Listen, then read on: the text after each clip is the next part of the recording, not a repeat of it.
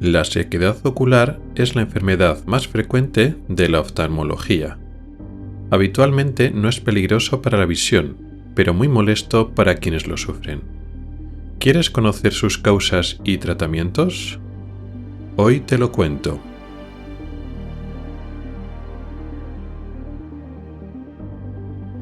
Oculares, el podcast de salud visual con el oftalmólogo Rubén Pascual.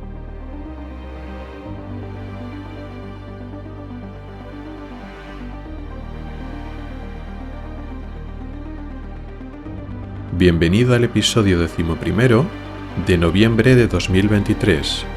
Comenzamos.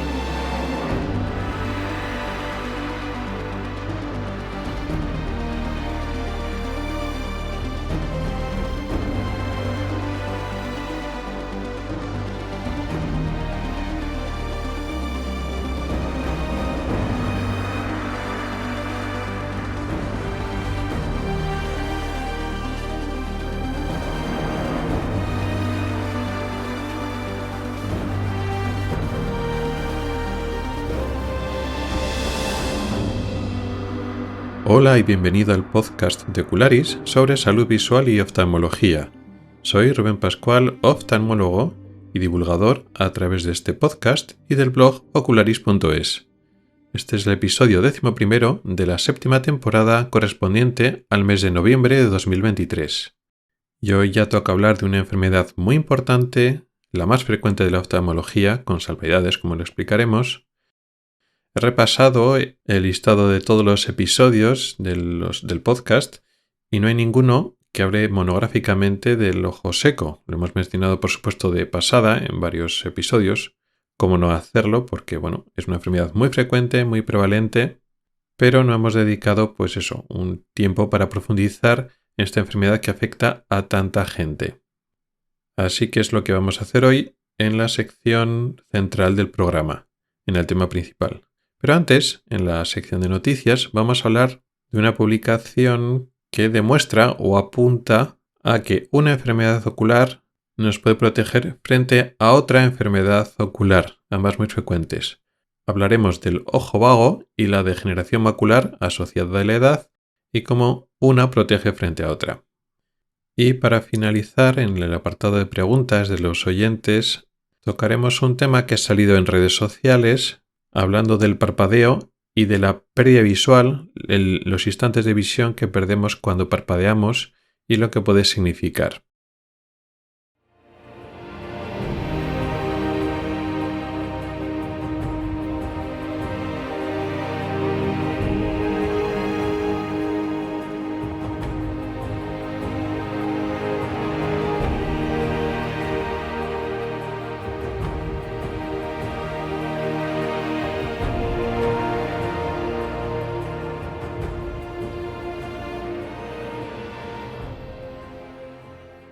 En esta primera sección nos hacemos eco de un artículo científico, publicado en la revista American Journal of Ophthalmology este verano, en julio de 2023, que estudia cómo afectaría la degeneración macular asociada a la edad a los ojos que tienen ojo vago, que tienen ambliopía, en comparación con ojos sanos, ojos que no tienen ojo vago. De la degeneración macular asociada a la edad ya hemos hablado, dejaré en las notas del programa el enlace al programa que dedicamos monográfico a esta enfermedad. Es una alteración, es un deterioro, una enfermedad degenerativa del centro de la retina, de nuestra mácula, que es la zona con la que obtenemos esa visión fina para leer, para reconocer caras, para hacer prácticamente todo de lo que significa visión fina. Pues esta mácula se deteriora, se degenera a un grupo importante de población con la edad. Se va perdiendo tejido, se van muriendo las células que detectan la luz, los fotorreceptores, principalmente los conos, porque en la mácula, en el centro de la mácula hay principalmente conos, que son esos receptores que funcionan mejor con la luz y detectan los colores, en contra de los bastones, que están en la retina periférica y que funcionan mejor en la oscuridad. Estos conos van muriendo poco a poco, progresivamente en esta enfermedad, en gran parte a un problema metabólico que tiene que ver sobre todo en la relación de estos conos, estas células que detectan luz, que tienen un requisito metabólico importante, es decir, requieren mucha energía y producen muchos productos de desecho que se tienen que eliminar. Y estas células necesitan la asistencia intensa y constante de otras células que están justo pegados, imbricadas a los conos, que son las células del epitelio pigmentario, que están justo por debajo de estos conos. Esta unión de epitelio pigmentario con fotorreceptores, con conos, son los que funcionan junto con gran demanda sanguínea para, tiene una actividad metabólica muy importante. Los conos tienen que trabajar, tienen que sintetizar una serie de moléculas, que esas moléculas se degradan y se desechan, y entonces esos productos de desecho los tienen que recoger el epitelio pigmentario, y eso tiene que funcionar bien para que estas células funcionen y no sufran de muerte celular. En la degeneración macular asociada a la edad, como decíamos en el programa, este funcionamiento se deteriora en gran parte por el epitelio pigmentario, que ya no funciona tan bien, ya no hace bien su función, no se eliminan estos productos de desecho y se acumulan debajo del epitelio pigmentario una serie de depósitos de estos desechos, lipofuctina y otras moléculas, y esto termina degradando, deteriorando tanto el epitelio pigmentario como los fotorreceptores, que terminan muriendo, y entonces vamos perdiendo visión progresivamente. Y nosotros, cuando exploramos en el fondo de ojo, vemos que en esa zona central de la retina, en la mácula, aparecen esos depósitos de material acumulado que le llamamos drusas, y como poco a poco se va perdiendo tejido, tanto de epitelio pigmentario como los fotorreceptores, que son áreas de atrofia. Como comentamos, esta degeneración se debe al estrés metabólico, a la intensidad de traspaso de sustancias, moléculas, nutrientes que tienen que pasar desde la sangre a través del epitelio pigmentario, luego a la capa de células de fotorreceptores y luego productos de desecho que van por el camino contrario de los fotorreceptores, epitelio pigmentario hacia la sangre.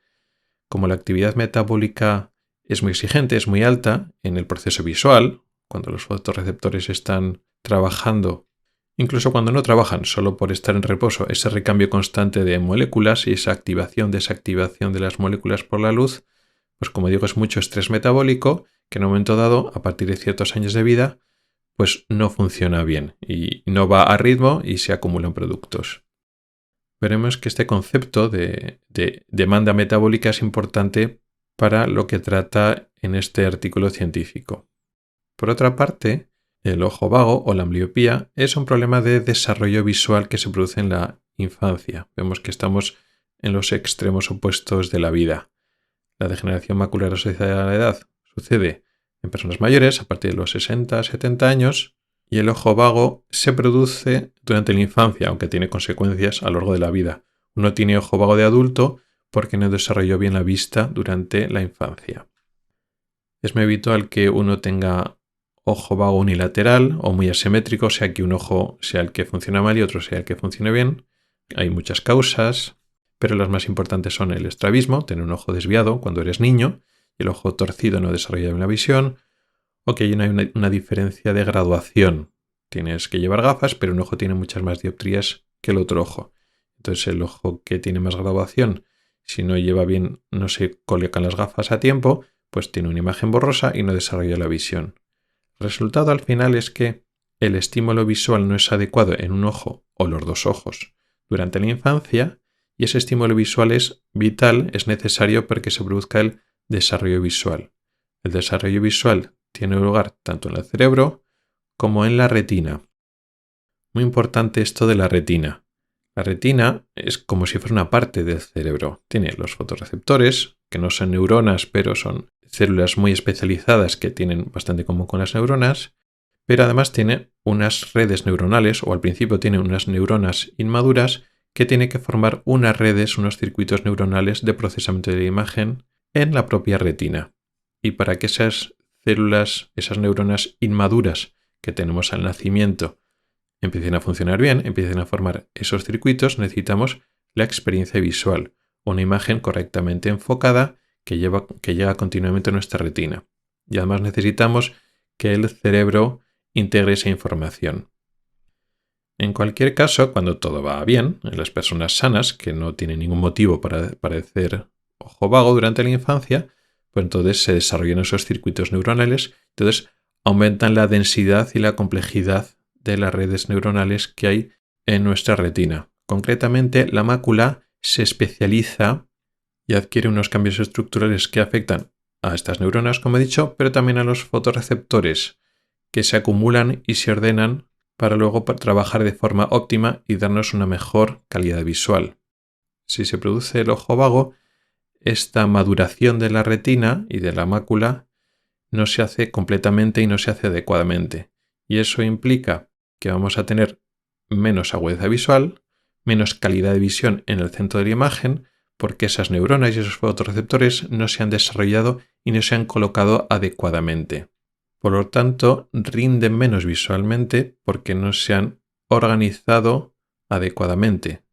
Pero ese menos rendimiento visual implica que también tienen menos demanda metabólica. Hay menos neuronas, menos especializadas, trabajan menos y además a los fotorreceptores les pasa lo mismo. Los fotorreceptores no están tan bien organizados y no trabajan tan adecuadamente para producir esa visión óptima. Y por otra parte, tampoco necesitan tanto oxígeno, tantos nutrientes y no tienen tanta actividad metabólica porque no lo están desarrollando. Es como un coche que no puede ir tan rápido y por tanto gasta menos gasolina. Pues esto, que supone un problema durante toda la vida, no solo durante la infancia, sino durante toda la vida adulta de esta persona con ojo vago, ese ojo no tiene tan buena visión.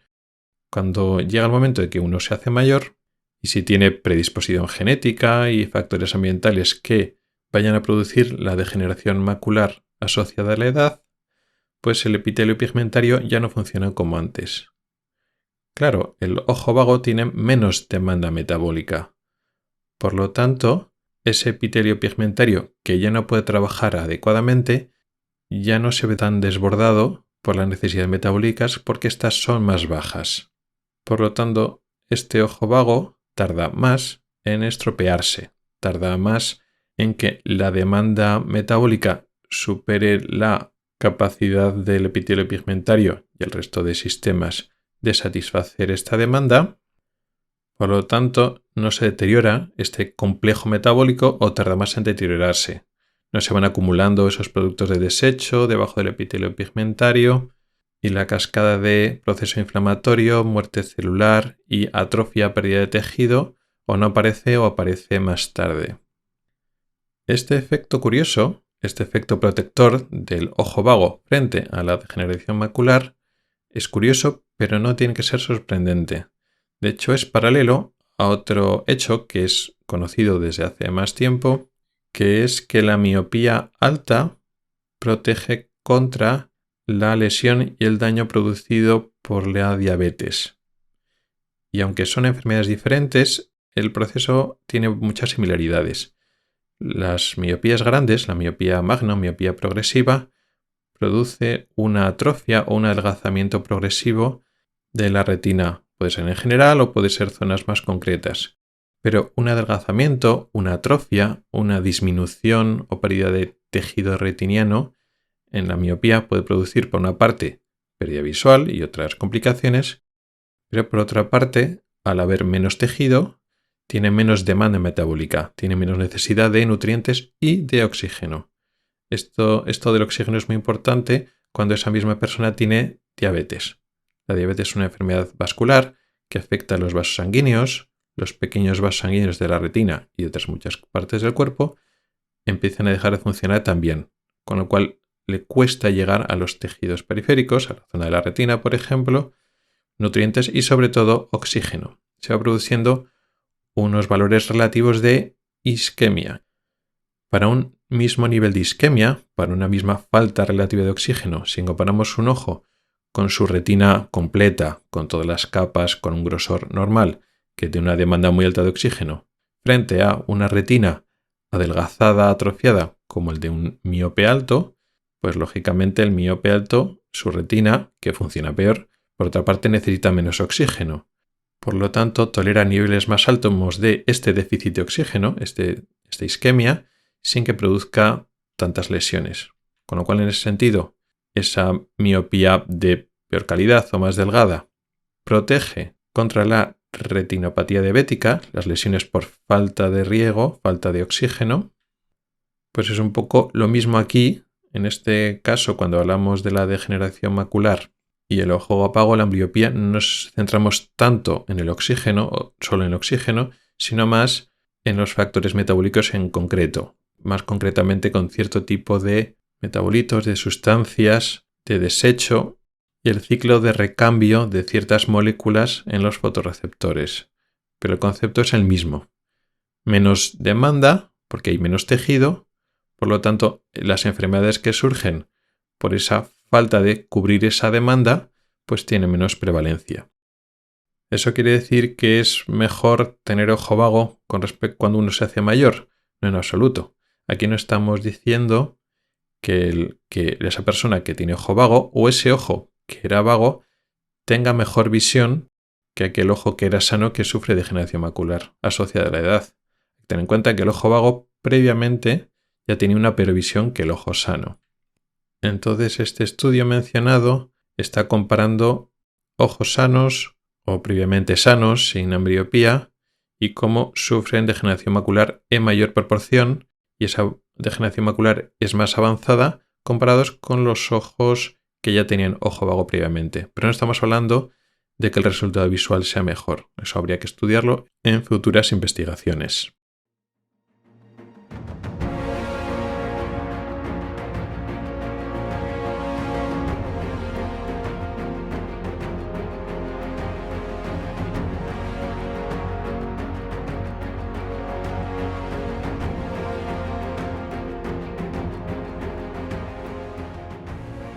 Y ahora vamos a hablar del tema principal de hoy, el síndrome de sequedad ocular, ojo seco, queratoconjuntivitis sica, si lo queremos decir en latín.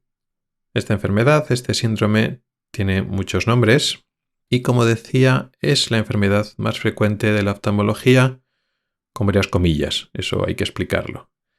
El problema, la alteración más frecuente que tenemos en nuestra visión no es el ojo seco, son los defectos de graduación, la necesidad de tener que llevar gafas, o si no llevamos gafas, pero vemos desenfocado problemas de defectos de graduación, defectos de refracción, ametropías.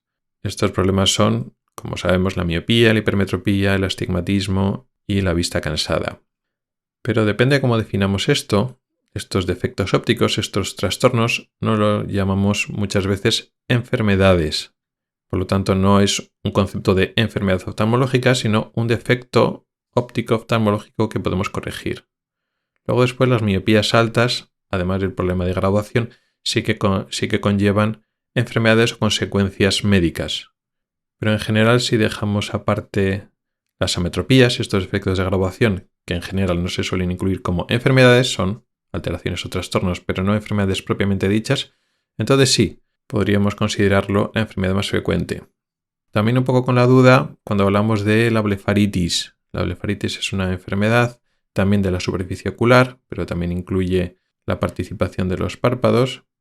Es una inflamación y una alteración bacteriana del borde del párpado, del que ya hemos hablado. De hecho, tenemos un programa que dejaré el enlace en las notas del programa. Y esta blefaritis la verdad es que también es muy frecuente y muy prevalente. Lo que pasa es que la blefaritis también causa ojo seco. Por lo tanto, depende de cómo lo clasifiquemos. Si todas las blefaritis son ojo seco y hay otras causas de ojo seco, pues lógicamente el ojo seco será más prevalente que la blefaritis.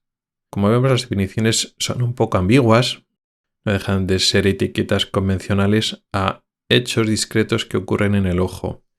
Al fin y al cabo, el ojo seco, como el ojo vago, podemos considerarlo una enfermedad, un síndrome o una consecuencia de otras enfermedades. El ojo seco siempre es causado por algo, es secundario a otra cosa. Aunque esa cosa sea factores como la edad o factores intrínsecos hormonales no fácilmente identificables y tratables, pero siempre es secundario a algo, es consecuencia de otra cosa. Por lo tanto, la blefaritis es muy frecuente, pero como todas o casi todas las blefaritis producen en mayor o menor medida cierta sequedad ocular. El ojo seco, como es un concepto más amplio que también recoge la blefaritis, pues también es más frecuente. En cualquier caso, es una enfermedad, como decimos, muy frecuente, que se interrelaciona con otras enfermedades de la superficie ocular, como hemos hablado de la blefaritis, de esta alteración, inflamación crónica con participación de bacterias en el borde del párpado, donde están las pestañas, que afecta a la superficie ocular, la inflama y la altera, pero también el ojo seco interactúa con otras enfermedades y problemas crónicos fundamentalmente de la superficie ocular, como la conjuntivitis alérgica. No es que sea lo mismo, ni que la alergia produzca sequedad concretamente, sino que una alergia, sobre todo una alergia crónica, no muy mantenida, produce un estado inflamatorio en la superficie del ojo que tiene mucho en común con el ojo seco. Como veremos ahora, la sequedad ocular produce un estado inflamatorio en el propio ojo, en la propia superficie ocular. Esta inflamación crónica produce sequedad ocular, a su vez, o sea, es un círculo vicioso. Por lo tanto, la conjuntivitis alérgica produce o empeora el ojo seco, y el ojo seco también aumenta los síntomas de la superficie ocular y por tanto los síntomas de la alergia. O sea que ahí se producen una combinación, una sinergia entre una enfermedad inflamatoria crónica como alergia y otras enfermedades no tan frecuentes. Para entender en qué consiste el ojo seco, tenemos que entender en qué consiste, cuáles son los elementos de la superficie ocular. La superficie del ojo consta de la córnea, este tejido transparente que está justo en la parte más delantera del ojo, transparente necesario porque deja pasar la luz, un tejido que se nos suele pasar desapercibido porque vemos a través de él directamente el iris, pero el iris no está en contacto con el aire. El iris tiene una capa, una zona, ¿no? Un volumen de humor acuoso por delante y luego delante del humor acuoso está esa córnea. Bueno, pues la superficie externa de esa córnea, el epitelio corneal, forma parte muy importante de la superficie ocular. Y este tejido, este epitelio corneal, quizá es el tejido, la parte más delicada de la superficie del ojo, porque no tiene una capa, un tejido, una membrana basal y unas células por debajo que tengan sangre, ni pueden tener un tejido conectivo tan fuerte o tan elástico como puede tener la conjuntiva. ¿Por qué? Pues porque la córnea tiene que ser transparente, no puede haber vasos sanguíneos en la córnea, debajo del epitelio corneal, en lo que se llama estroma. Digamos, el grueso del tejido tiene que ser transparente igual que el epitelio. Entonces, bueno, pues tiene cierta flexibilidad, pero no es un tejido tan recio, por decirlo así, comparado con la conjuntiva.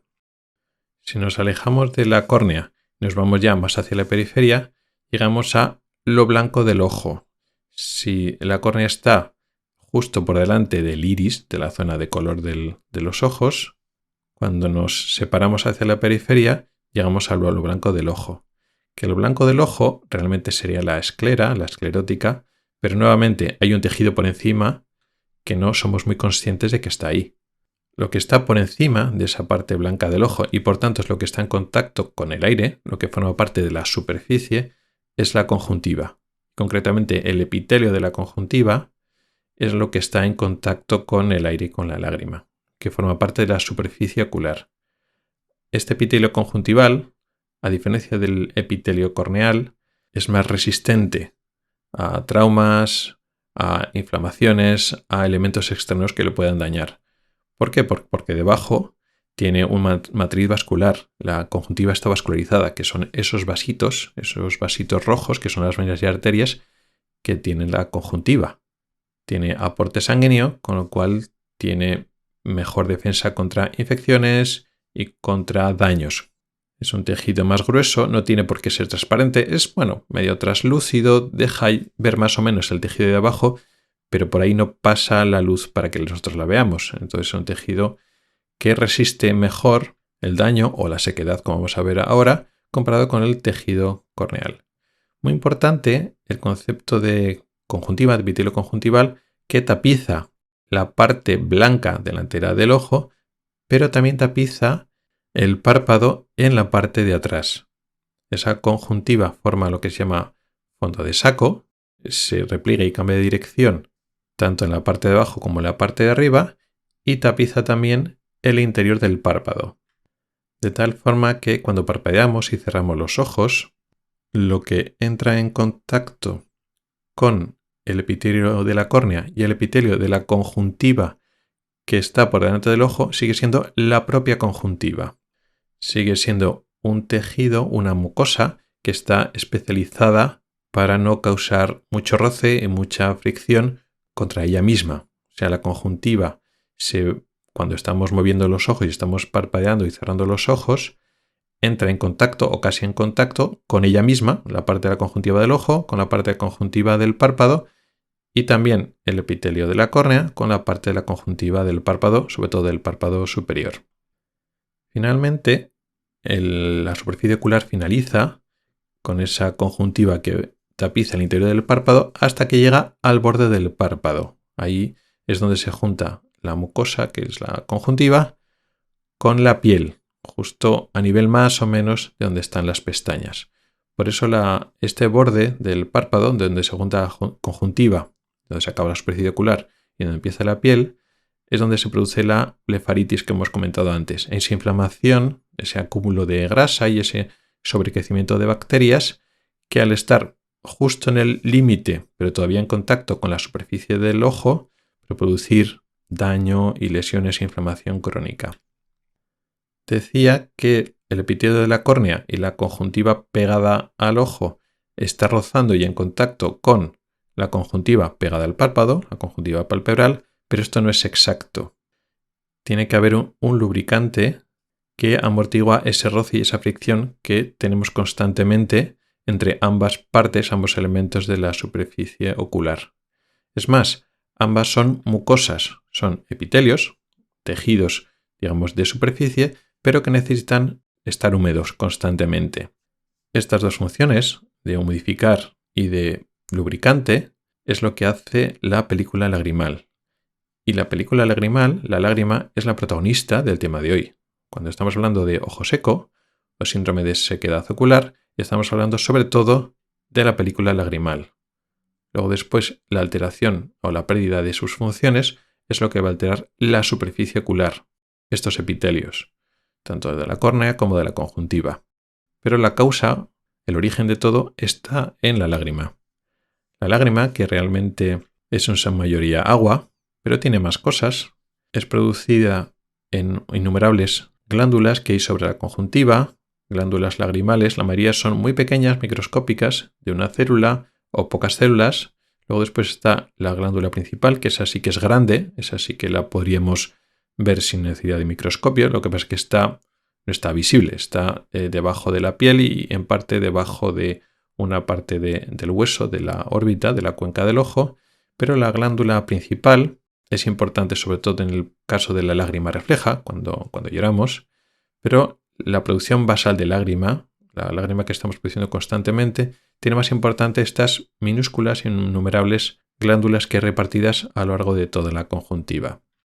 Estamos produciendo lágrima constantemente y la lágrima se drena a través de los conductos lagrimales, los puntos lagrimales, y luego después pasa por un tubo que es el conducto lagrimal hasta la nariz. Entonces es un circuito constante donde estamos todo el rato produciendo y drenando lágrima. Eso añade una función de defensa y de barrera y de arrastre de bacterias y de sustancias y de elementos extraños porque se está constantemente moviendo, gracias también al parpadeo, que hace que se vaya circulando esa lágrima y que no se detenga nunca. La película lagrimal, como decía, es agua principalmente, más del 95% es agua, ese es el componente acuoso de la lágrima, pero hay otros dos componentes que también son importantes.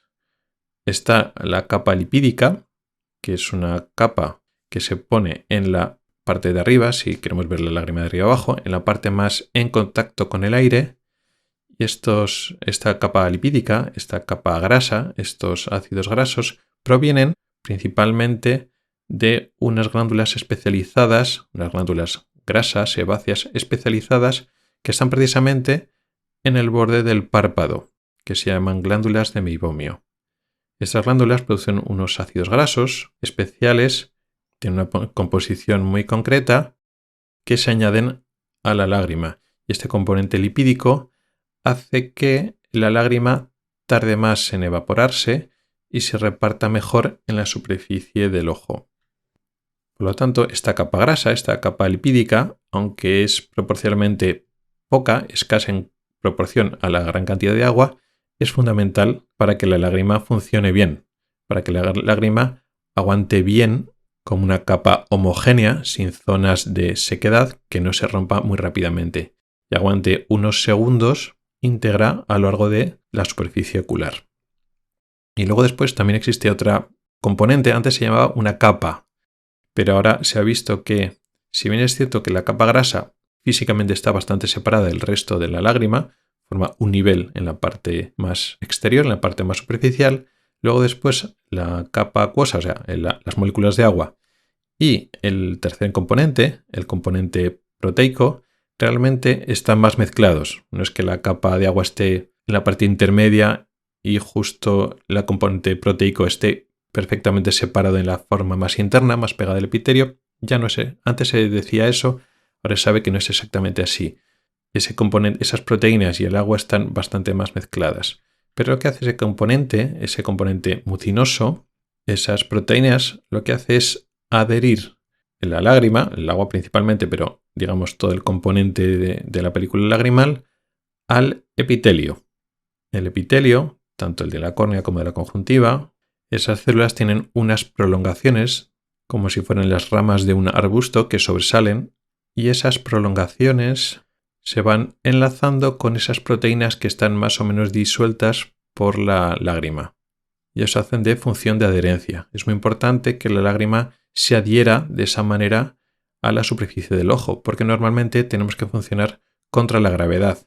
Si no hubiera este tipo de adherencia y si no colaborara también el componente graso para aumentar lo que se llama la tensión superficial, claro, la tendencia de la lágrima es ir hacia abajo, entonces se acumularía justo en el borde inferior de la superficie del ojo, o sea, justo encima del párpado inferior, y la parte media y superior estarían siempre secas. Y eso se impide, en parte, al componente graso, como decíamos antes, pero sobre todo a ese componente mucinoso, esas proteínas disueltas en la película lagrimal y esas proteínas de que se pegue la lágrima a la superficie del ojo, a los epitelios. Entonces vemos que necesitamos esos tres componentes. Si faltan ácidos grasos o esa grasa es de mala calidad, no hace bien su función, pues entonces la lágrima se evaporará antes. Si falta el componente mucinoso, esas proteínas, aunque la verdad que es más raro, es una causa bastante rara de ojo seco, pero también existen, pues entonces esa película lagrimal no se pega bien a la superficie del ojo y nuevamente deja zonas de sequedad. Y lógicamente, si falta el componente acuoso, que también es relativamente frecuente, sobre todo por la edad y factores hormonales, si producimos menos agua, pues lógicamente la lágrima se hace muy delgada y no se puede estirar y no puede cubrir bien la superficie del ojo. Entonces puede haber déficit de componente acuoso, de componente lipídico y déficit mucinoso. Pero además hay un cuarto componente más que ahora parece que lo hemos dejado de lado. Hemos hablado de los componentes estructurales de la lágrima, pero nos estamos olvidando del componente dinámico. Para que la lágrima haga su función de lubricación, de modificar, de barrera, de defensa, todas las funciones de la lágrima, no solo tiene que tener sus tres componentes adecuadamente, sino hace falta el componente dinámico sin el cual la película lagrimal no funcionaría correctamente. ¿De qué estamos hablando? Lo que hemos comentado antes del parpadeo y de la función de los párpados. La película lagrimal, incluso en las mejores situaciones posibles, pues aguanta y puede cubrir la superficie del ojo durante unos segundos, pues pueden ser 10, 15 segundos, pero a partir de entonces, incluso la mejor lágrima, de la mejor calidad, al final se rompe. Se empiezan a aparecer zonas de sequedad. Por lo tanto, nosotros tenemos que estar parpadeando constantemente, cada pocos segundos, para restaurar una capa de película lagrimal uniforme que cubra adecuadamente toda la superficie del ojo. Y además, ese parpadeo que renueva la película lagrimal también actúa de bomba, llevando la lágrima de la superficie del ojo hacia el canto interno, hasta la esquinita interna del ojo, donde se acerca la raíz de la nariz, que es donde están los puntos lagrimales para drenar la lágrima. Por lo tanto, esa función de parpadeo es fundamental para que la lágrima funcione.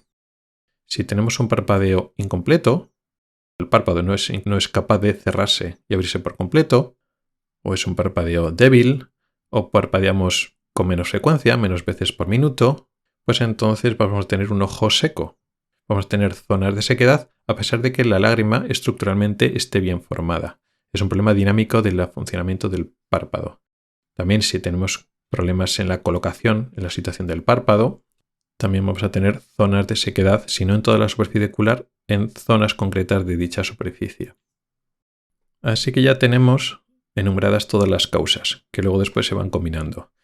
Desde el ojo seco que se llama evaporativo, es decir, se evapora con más facilidad, donde no es que falte lágrima en cantidad. El componente acuoso está bien, tenemos buena cantidad de lágrima, pero la calidad falla, la composición, principalmente por el componente graso.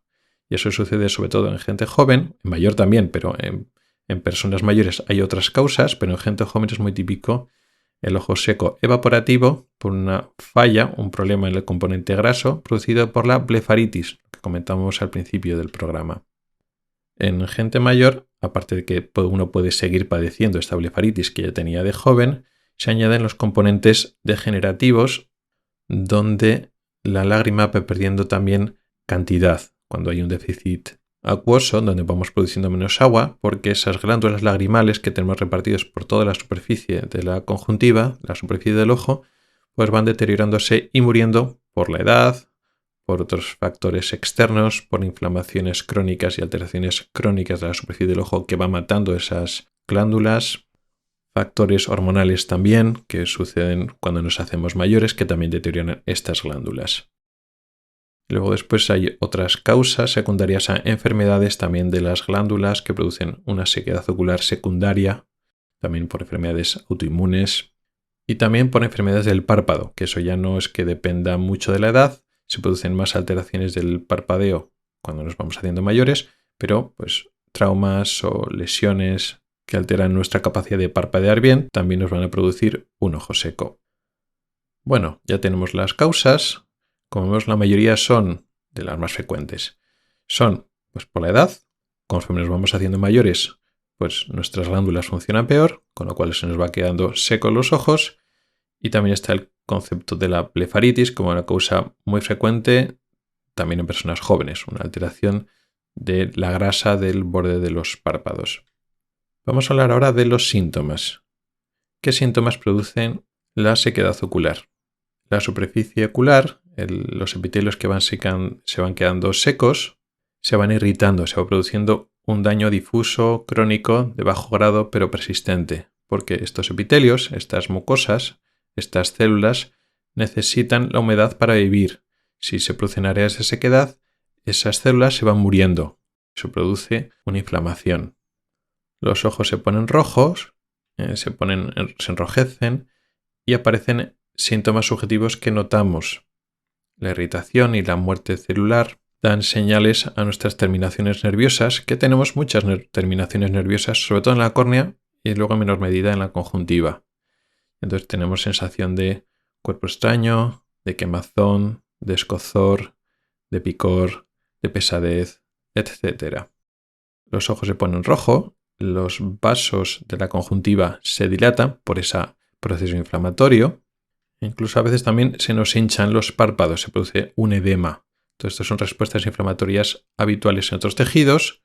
El abultamiento son síntomas típicos de inflamación. Bueno, pues en el área de los ojos es parecido. Se produce edema de los párpados y también enrojecimiento, más que de los párpados puede ser, pero sobre todo de la superficie del ojo, de la propia conjuntiva.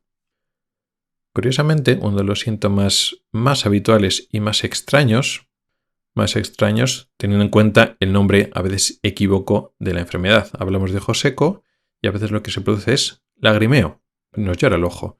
Parece que nos sobra la lágrima y estamos diciendo que el ojo está seco. Y a veces es difícil entenderlo. Y es que aunque hablamos de ojo seco, estamos hablando de muchas veces un problema de calidad de lágrima.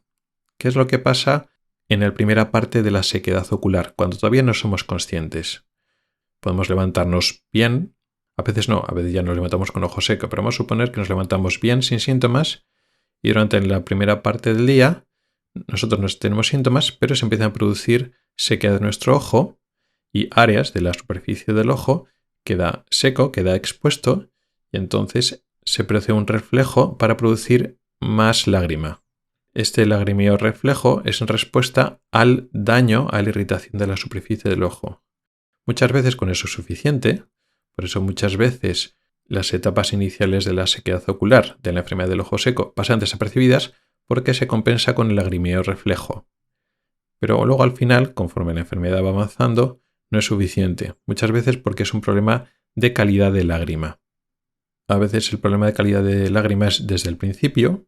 La lágrima no se reparte bien por la superficie del ojo o se evapora muy pronto o no estamos parpadeando el número adecuado de veces o parpadeamos con poca frecuencia. Sea como sea, desde el principio no es un problema de cantidad, sino es un problema de calidad o de cómo funciona de la dinámica lagrimal, con lo cual el aportar más cantidad de agua no soluciona el problema. Con lo cual, pues sí, sigue estando irritado y al final la lágrima hasta nos puede caer por la mejilla, podemos sufrir lagrimeo y a pesar de eso la superficie del ojo no está correctamente hidratada. O incluso a veces puede ser que inicialmente no hay tanto un problema de calidad como un problema de dinámica o de fatiga ocular o de irritación o inflamación por otra causa, pero el lagrimeo reflejo no tiene tanta calidad como el lagrimeo basal. Cuando estamos produciendo lágrima estimulada por los estímulos de irritación de la superficie del ojo, estamos sobre todo produciendo agua, componente acuoso, pero no producimos en tanta medida los otros dos componentes, la grasa y las proteínas. Por tanto, ese lagrimeo reflejo en respuesta a una irritación, a un estímulo de daño en la superficie del ojo, produce una lágrima de menor calidad, donde es solo agua pero faltan los otros componentes. Por lo tanto, esta lágrima es más ineficiente para lubricar e hidratar nuestro ojo, con lo cual el resultado es el mismo. Vale, ya sabemos las causas, ya sabemos los síntomas. ¿Cómo lo tratamos?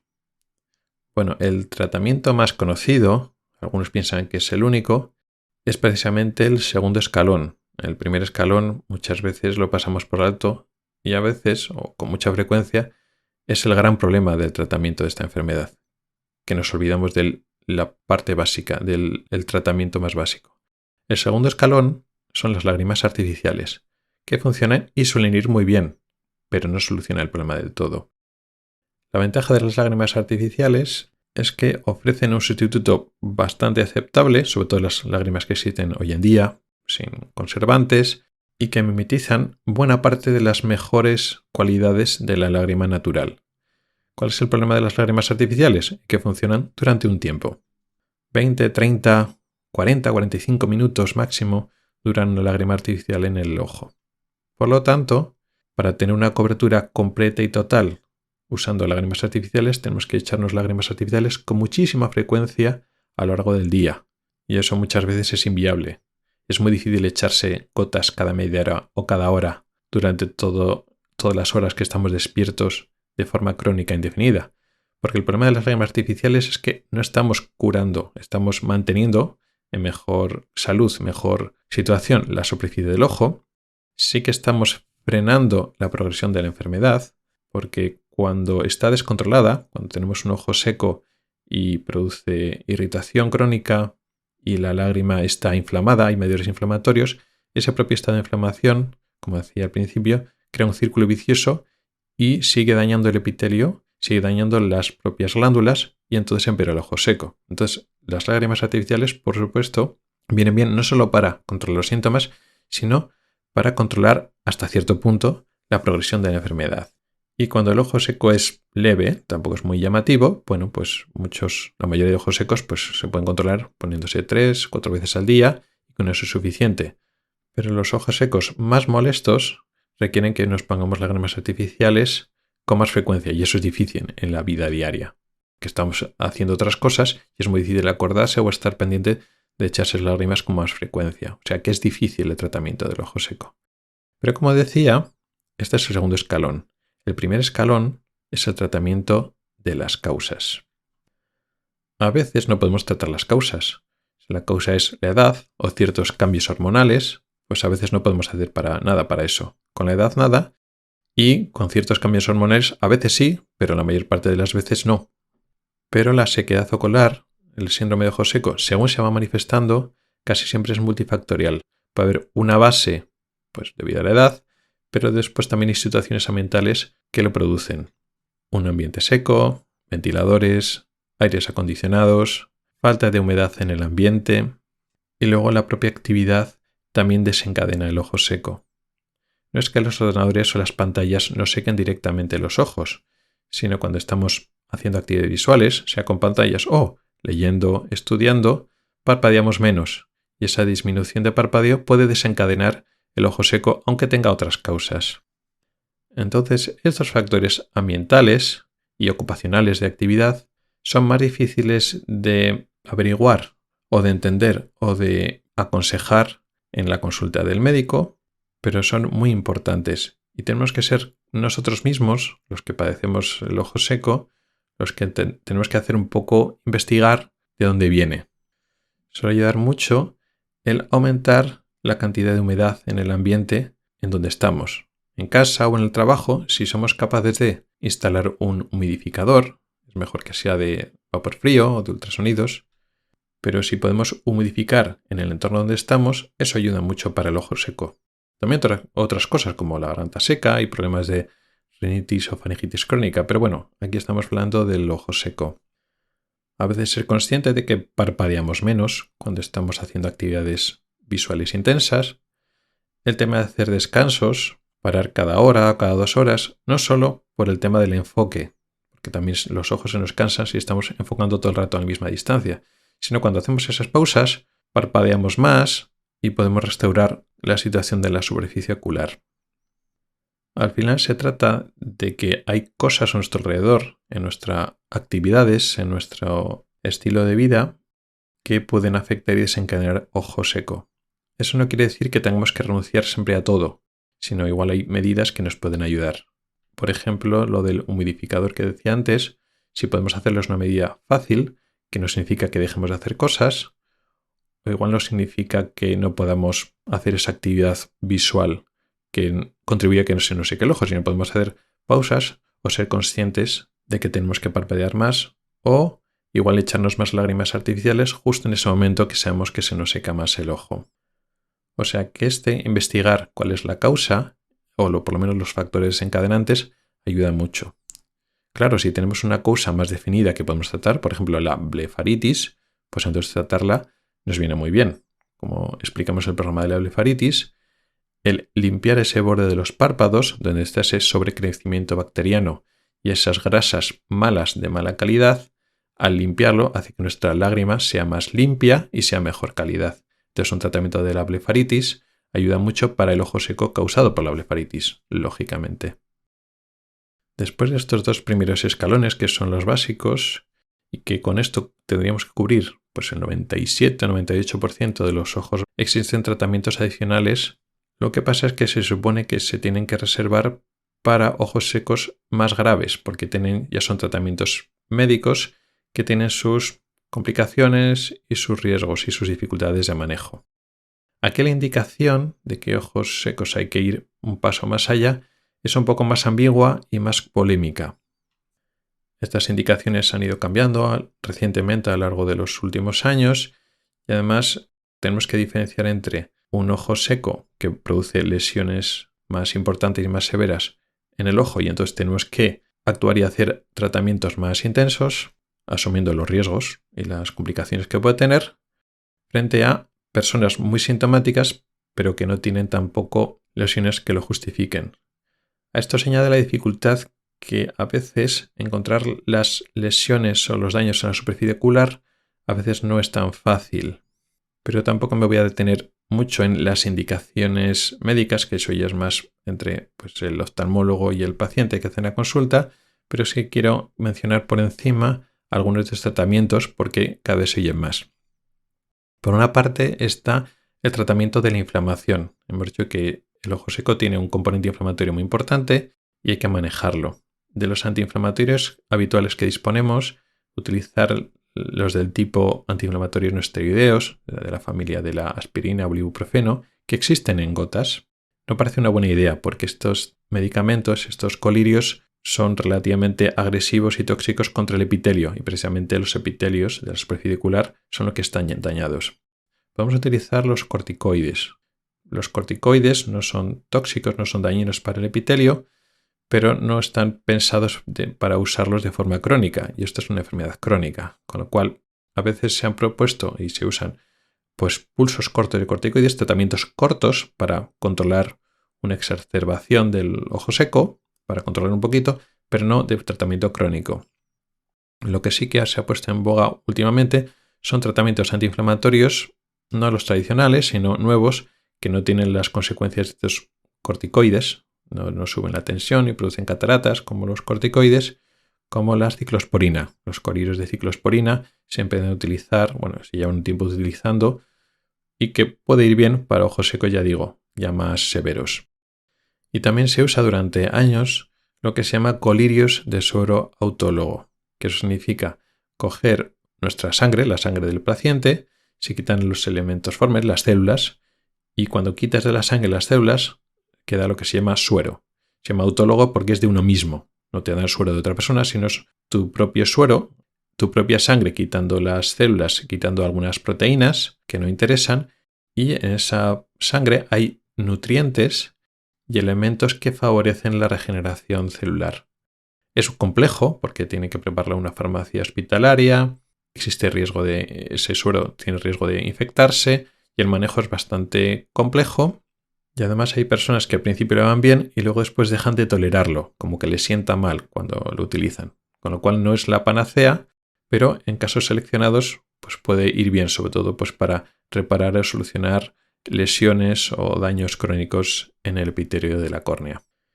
Y un tratamiento que no está al final del escalón terapéutico, sino que está bastante al principio, que son el uso de tapones lagrimales.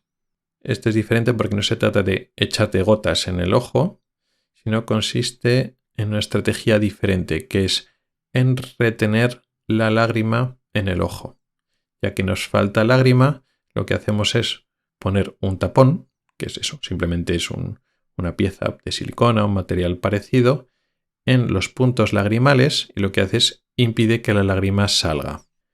El tema es que hay que hacer una indicación correcta porque a veces, como decíamos, no es un problema de cantidad de lágrimas, sino de la calidad.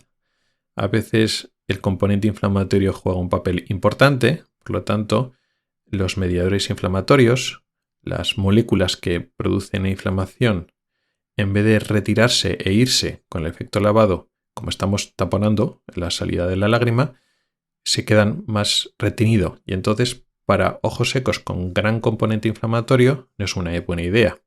Sería para ojos secos donde falta sobre todo cantidad de lágrima, pero el ojo no está muy inflamado. En ese contexto pueden utilizar esos tapones o se puede probar.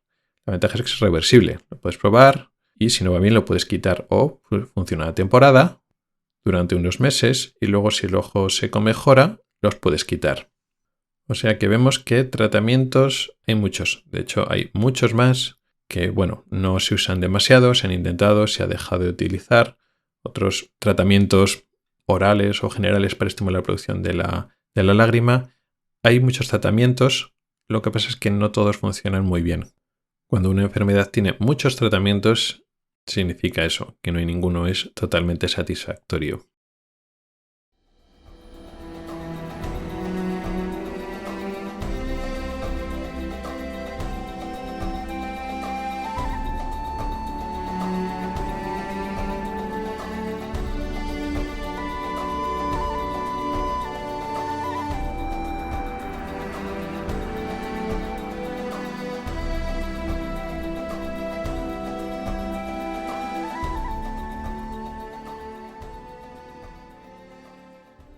Y en esta última sección, la de preguntas de los oyentes, me ha llegado una duda que viene a través de una mención de una frase en redes sociales, en Twitter, que tiene que ver con el parpadeo y la parte de visión que perdemos cuando estamos parpadeando. Cuando estamos parpadeando ese instante con los ojos cerrados, lógicamente no estamos viendo. En este mensaje hacen una cuenta, asumiendo que un parpadeo dura aproximadamente 100 milisegundos, que es la 10ª parte de un segundo, y asumiendo una esperanza de vida de 80 años, la frecuencia de parpadeo, que también varía mucho, pero bueno, se toma una frecuencia de parpadeo estándar y entonces hace una serie de cuentas, una aritmética sencilla, donde llega a la conclusión de que te tiras 2 años enteros de tu vida que estás ciego. Y entonces pues puede llamar la atención de que estamos 2 años enteros sin ver absolutamente nada. Y este es el típico titular que llama la atención, pero que merece la pena comentar. Consiste en hacer unas cuentas rápidas y nos llegan a conclusiones absolutamente incorrectas derivados de no entender cómo funciona el sistema visual. Cuando leí esto, lo primero que me vino a la cabeza fue un símil con la música. Sobre todo en piezas musicales clásicas, sobre todo a partir de Beethoven, del romanticismo, uno de los muchos recursos que tiene el compositor cuando crea sus temas musicales son los silencios. Los instantes de silencio forman parte de la obra musical. Producen un efecto, lo mismo que puede producir un cambio súbito de volumen de piano a forte, o una modulación o un contrapunto. Es un recurso más de la música. En este sentido, no tiene empezar a hacer cuentas y decir, bueno, pues tal sinfonía que dura 40 minutos, resulta que sumando todos los instantes de silencio, hay 1 minuto que no estamos oyendo música. Entonces estamos pagando si vamos a un concierto o pagamos por oír si estamos en una suscripción de Spotify. Estamos pagando 1 minuto de más, pagamos por ese minuto de música cuando realmente es silencio. Entonces, claro, la alternativa que es quitar los silencios e intentar reducirlos, quitarlos de la partitura y entonces enlazar la nota de antes con la nota después del silencio. No, pero la sinfonía, la pieza de música es así, con sus silencios. No entendemos que oímos de esa manera. Y dentro de oírlo, aunque los silencios son una parte minoritaria de lo que estamos oyendo, forman parte de la experiencia musical. La música no es una experiencia de sonido continua. Es una combinación de silencios y sonidos. Cierto que proporcionalmente la mayor parte es sonidos, pero el silencio forma una parte intrínseca de esa experiencia musical. Bueno, pues con nuestra experiencia visual, cómo funciona nuestra vista, es exactamente lo mismo. Nosotros tenemos una sensación de que tenemos una visión continua, pero es solo una ilusión, una reconstrucción de nuestro cerebro. Pero nuestra vista no funciona así. Nuestro cerebro crea un modelo tridimensional y dinámico de la realidad que nos rodea, pero lo hace a través de una información que es intermitente, es interrumpida, es parcial, es imperfecta, y eso es lo que viene de nuestros ojos, aunque no lo percibamos de esta manera. Para poner un ejemplo, estas interrupciones de la señal visual no vienen sobre todo de los parpadeos. Una parte pequeña viene de los parpadeos, pero viene sobre todo por las interrupciones producidas por los movimientos sacádicos. Hacemos muchos más movimientos sacádicos que parpadeos en general. Los movimientos sacádicos, de los que he hablado en otras ocasiones, son esos movimientos rápidos, esos saltos rápidos que hace el ojo cuando cambiamos de enfoque, cuando queremos mirar a otra área de nuestra imagen visual. Y estamos todo el rato haciendo esos saltitos, esos movimientos sacádicos. Y en el momento en que el ojo se está desplazando, venimos una imagen súper borrosa y desenfocada, con lo cual, aunque no tenemos los ojos cerrados, aunque la imagen o la luz llega a nuestras retinas, el cerebro está ignorando en ese momento la imagen que llega a nuestros ojos, cuando en la práctica estamos ciegos. Durante esos escasos milisegundos que lo estamos haciendo, pero son muchos milisegundos a lo largo de todo el día. Y eso da exactamente igual, porque nuestro cerebro funciona así, nuestro sistema visual funciona así. Retazos de imágenes que son parciales, están interrumpidas, pero es que no solo eso. Una buena parte de nuestras imágenes, o de una parte de cada imagen, una porción de la imagen, es muy habitual que esté desenfocadas, que estén movidas, que sean dobles. Es lo que se llama la visión doble fisiológica. Estamos enfocando a una distancia y lo que se queda por delante o por detrás de esa distancia, realmente lo vemos doble. Sin embargo, nuestro cerebro consciente no lo percibe, aunque la imagen realmente son dobles. Entonces, las imperfecciones de imágenes movidas, desplazadas, dobles, desenfocadas e interrumpidas desaparecen por la reconstrucción que hace nuestro cerebro. Por lo tanto, ese concepto de no, estamos perdiendo imágenes, estamos ciegos, no, es que nuestra vista funciona así, no funciona de otra manera. De hecho, rellenar los huecos no aportarían absolutamente nada. es como la ilusión del movimiento. Nosotros percibimos el movimiento, los objetos que se están moviendo a nuestro exterior, en nuestro alrededor, pero nosotros no percibimos el movimiento de forma continua. Luego después lo recreamos en nuestro cerebro y es un movimiento continuo, pero no recibimos el movimiento continuo. Pero es que no lo necesitamos. Si podíamos percibir con los ojos todos los fotogramas, todos los estadios intermedios de un movimiento que estamos viendo, de algo que se mueve delante nuestro, no cambiaría nuestra experiencia visual de que esa percepción del movimiento se ve interrumpida por un movimiento sacádico, por un parpadeo. La sensación de movimiento es la misma. Por lo tanto, no. Esas cuentas que han hecho de que en 80 años perdemos 2 años que estamos ciegos, no. Realmente, si encontramos los movimientos sacádicos y los momentos de desenfoque cuando cambiamos de distancia de lejos a cerca, que eso también se borra de la consciencia, las imágenes borrosas, es mucho más el tiempo que no tenemos una imagen perfecta. Pero es que nuestra experiencia visual no se caracteriza por una imagen perfecta. Trabajamos con las imágenes que tenemos, a veces durante pocos instantes no llega ninguna imagen y el cerebro lo aguanta perfectamente, otras veces es una imagen desenfocada, aprovechamos una parte, ese desenfoque nos sirve para calcular la distancia, un instante después llega una imagen desenfocada y ese instante nos da información de la silueta y de la luz y de los colores. Otro instante después llega una imagen doble y nos vuelve a servir para calcular las distancias y una estimación de la velocidad. O sea que al final la sensación de ver de forma continua es una reconstrucción de nuestro cerebro a partir de información insuficiente y parcial.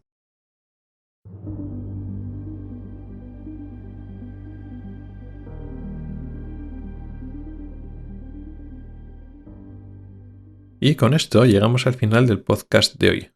Hemos podido hablar del ojo seco, una enfermedad súper importante por su frecuencia y porque el tratamiento todavía no es todo lo satisfactorio que querríamos.